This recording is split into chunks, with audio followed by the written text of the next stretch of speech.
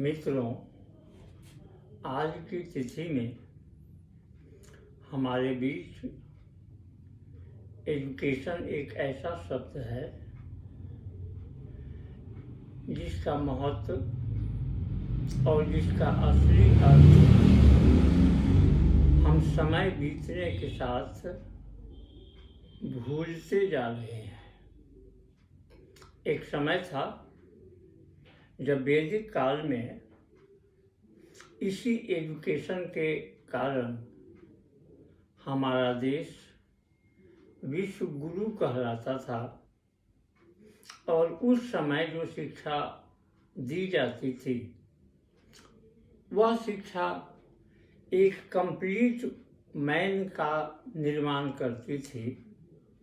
जबकि आज उच्च शिक्षा प्राप्त व्यक्ति को भी यदि हम देखते हैं तो हमें निराशा होती है और ऐसा लगता है कि इसे शिक्षित कहें या नहीं कहें। ऐसा इसलिए है कि पुराने समय से लेकर और आज तक शिक्षा का जो अर्थ है, जो उसका सही अर्थ है, उसको समझने में हमें कहीं न कहीं कठिनाई हो रही है। शिक्षा का उद्देश्य लर्निंग या सीखना है और अगर हम इसको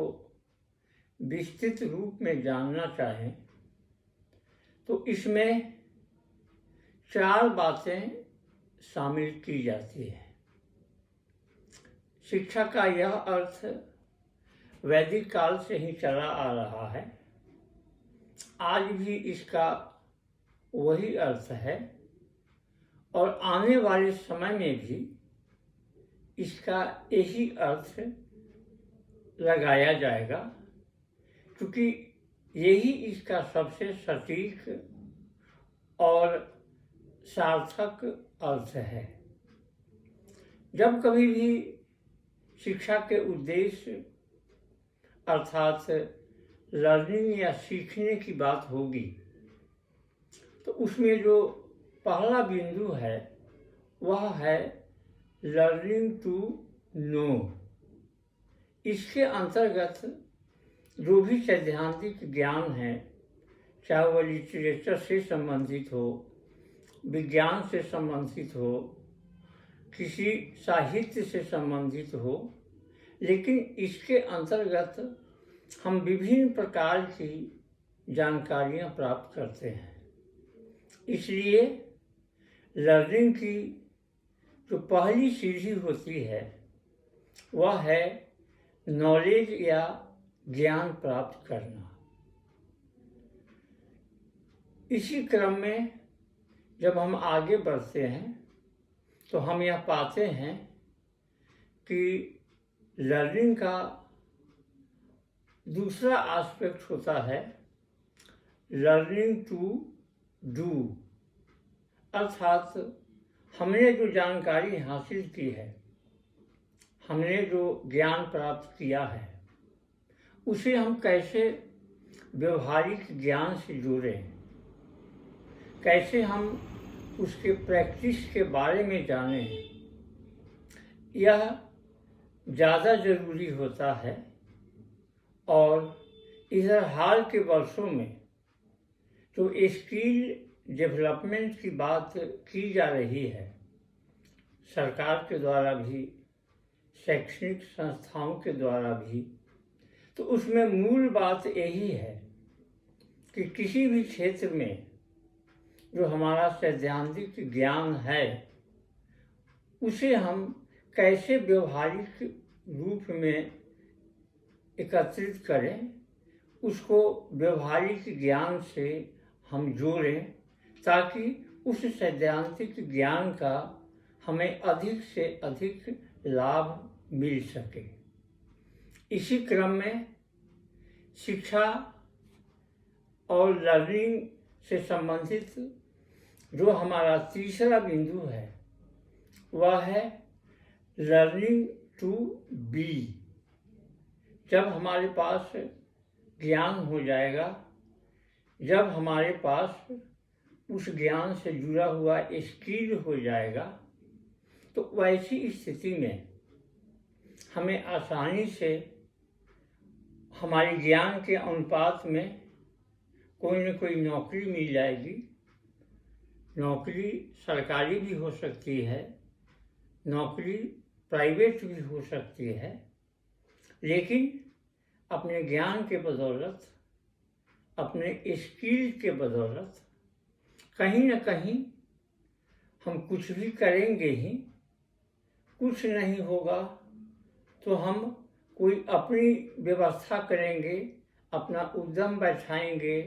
अपनी इंडस्ट्री छोटी बैठाएंगे, और जब हमारे पास स्किल होगा तो हमारी पूछ समाज में और परिवार में बढ़ेगी ही, इस बात की गारंटी होती है। और एजुकेशन से संबंधित जो लर्निंग है, जो एजुकेशन का उद्देश्य है, उसका चौथा और अंतिम एस्पेक्ट है लर्निंग टू लिव। क्योंकि सब कुछ करने के बाद ज्ञान भी प्राप्त हो जाए, स्किल भी उससे जुड़ा हम जोड़ कर देख लें, फिर हम कुछ समाज में बन भी जाएं, हमें नौकरी लग जाए, हम अपना कोई व्यवसाय खड़ा कर लें, जीविकोपार्जन कर लें, लेकिन अंततः हमें रहना उस समाज में ही होता है जिस समाज में हम पैदा हुए हैं, और उसी समाज के बीच रहकर हम अपना जीवन यापन करते हैं। और समाज में जो हमारा संबंध होता है वह परस्पर भाव का होता है, वह आपसी भाईचारे का होता है, प्रेम का होता है, सबों को मिलजुल कर रहने का होता है। इसलिए शिक्षा हमें यह भी सिखाती है,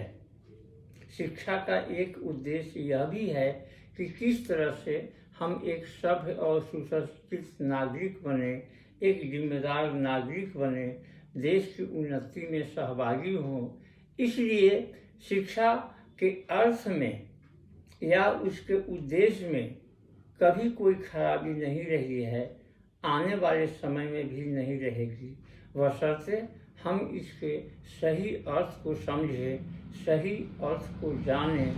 उसका हम अनुसरण करें, उसे हम अपने जीवन में उतारें, और बिना इसके,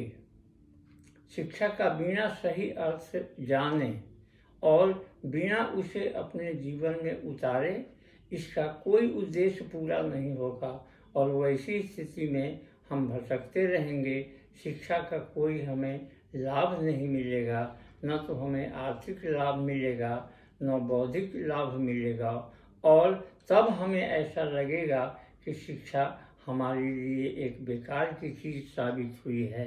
और जैसा कि अब अधिकांश लोगों को, जो नवयुवक हैं, उच्च शिक्षा भी प्राप्त कर चुके हैं, लेकिन अगर वे बेरोजगार हैं तो उन्हें यह लगता है कि हमारी शिक्षा बेकार हो गई। लेकिन इसमें स्वयं हमें यह देखना चाहिए कि हमारी शिक्षा में कहाँ हमसे चूक हुई है, कहाँ हमसे कमी रह गई है, हम अपने ज्ञान को स्किल से जोड़ पाए हैं कि नहीं जोड़ पाए हैं। उस ज्ञान और स्किल की बदौलत हमने कुछ बनने और होने के लिए प्रयास किया है कि नहीं किया है, और सबसे ऊपर कि इन सबों की प्राप्ति के उपरांत हम समाज में किस प्रकार से एक व्यक्ति के रूप में रह रहे हैं, परिवार में रह रहे हैं, समाज में रह रहे हैं, देश में रह रहे हैं। उस देश में जहाँ एक संविधान है, जिसका एक कानून है, इसलिए हमारी कुछ जवाबदेही समाज के प्रति और देश के प्रति भी होती है, और उसका निर्वहन हम तभी कर पाएंगे जब हम शिक्षा के सही अर्थ को समझ पाएंगे। आज के इस वीडियो में शिक्षा पर इतना ही। आगे फिर हम इस क्रम में इसी तरह आपको अनेक वीडियो देकर